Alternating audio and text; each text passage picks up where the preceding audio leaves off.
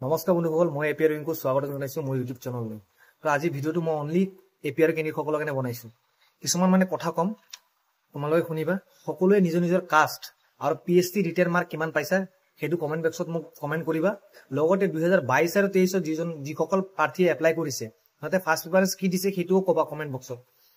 আৰু তোমালোকে এটা আইডিয়াত কবা, ভাইবাটো সকলোৱে দিছা, ভাল হৈছে সকলোৰে, আশা কৰো।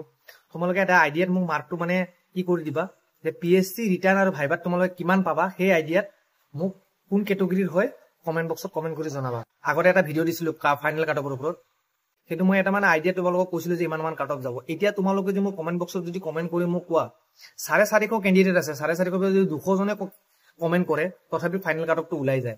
তাতে তোমালোকে মোক 2022-23 কোনে কোনে এপ্লাই কৰিছা, ফাৰ্ষ্ট প্ৰিফাৰেন্স কি দিছা আৰু ফাৰ্ষ্ট প্ৰিফাৰেন্সৰ লগত তোমালোকে মাৰ্ক কিমান পাইছা, পিএইচডি ৰিটেন প্লাছ ভাইবা মিলাই কিমান পাবা, সেই এটা অনুমান কৰি মোক এটা মাৰ্ক দিয়া আৰু কেটেগৰীটো লিখি দিবা যে মই এছচি অবিচি ইউআৰ কোন কেটেগৰী লিখি দিবা, তেতিয়া মই জানো। আৰু তোমালোকৰ মই কৈ দিওঁ শুনা, মেল কেণ্ডিডেটৰ পোষ্ট কিন্তু টোটেল পোষ্ট কিন্তু 466 পোষ্ট আছে।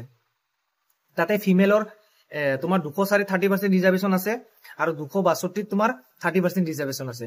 204 পৰা 61.2 ফিমেলৰ কাৰণে পোষ্ট দেই, আৰু 262 30% ৰিজাৰ্ভেশ্যন তাতে ফিমেলৰ 78.6 ওলাব।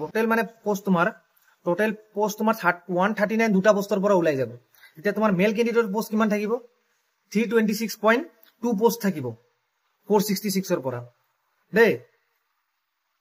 তোমালোকে মোক কমেণ্ট বক্সত জনাবা যিখিনি পোষ্ট আছে 350 পোষ্ট মেল কেণ্ডিডেটৰ, যিমানখিনি মেল কেণ্ডিডেটৰ পোষ্ট আছে এটা অনুমান কৰি 200 জনে যদি মোক কমেণ্ট বক্সত কমেণ্ট কৰে, পিএইচডি ৰিটেন মাৰ্ক খিনি যদি কমেণ্ট কৰি মোক জনায় আৰু ফাৰ্ষ্ট প্ৰিফাৰেন্স কি দিছে, মই এটা একজেক্ট কাট অফটো মই ওলাব পাৰো।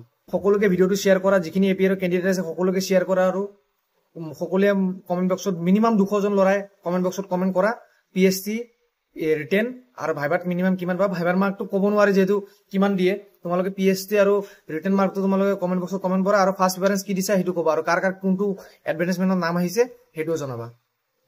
এটা কথা মোক বহুতে সুধি আছে যে অভাৰলেপিং হ'ব নেকি। অভাৰলেপিং হোৱাৰ চান্সে নাই, অভাৰলেপিং জীৱনতো নহয়। আৰু কৈছে যে মোক যে পোষ্ট যদি খালি যায় এইটো কি ফিল আপ কৰিব নেকি। পোষ্ট ফিল আপ ক'ত কৰিব জানা, যদি 23ৰ খিনি 22ত পায়, 23ৰ খিনি যদি 22ত পায় তেতিয়া 23ৰ খিনি ভাল হ'ব, 23ৰ পোষ্ট খিনি বাচি গ'ল তাতে ফিল আপ হ'ব। কিন্তু 22ত যদি পোষ্ট খালি যায় 23ৰ খিনি 22ত ফিল আপ নকৰে, কাৰণ তাৰ দুটা এডভাৰটাইজমেণ্টত নাম থাকিব লাগিব। বা 23ত যদি পোষ্ট খালি যায়, 22 ধৰি লোৱা 22ত তোমাৰ নাম আছে কিন্তু 23ত তোমাৰ নাম নাই, কিন্তু 22ৰ পৰা তোমাক 23ত ফিল আপ নকৰায়, কাৰণ দুটা এডভাৰটাইজমেণ্ট বেলেগ বেলেগ কিন্তু ডিপাৰ্টমেণ্ট একে, কিন্তু ফিল আপ নকৰে। আৰু অভাৰলেপিং হোৱাৰ কোনো চান্সে নাই। মিনিমাম ল'ৰাই মই জানা মতে ফাৰ্ষ্ট প্ৰিফাৰেন্স 22ত দিছে, কিন্তু 22ত কিছুমানে যদি ফাৰ্ষ্ট প্ৰিফাৰেন্স দিছে সি 22তে পাব, আৰু যিখিনি 22ত নাপাব সি 23ত নাম থাকিব, তাত 23তে ফিল আপ হ'ব।